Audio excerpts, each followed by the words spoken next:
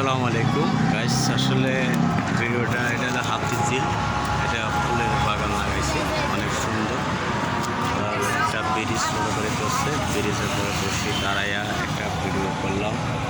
আপনারা আমাকে ভালোবাসা দেবেন, তাই আমাদের ভিডিওটা কেমন হয়েছে তাই জানাবেন। আপনারা আমাদের ভালোবাসা আপনাদের জন্য থাকলেও আপনারা ভালোবাসা আমাকে দেবেন, আমি আপনাদের ভালোবাসা দিলাম। স্পিরিট বোট দিয়ে উড়ে চলে যায়, হাতিঝিল ঘুরতে পারবেন আপনারা আসলে এখানে।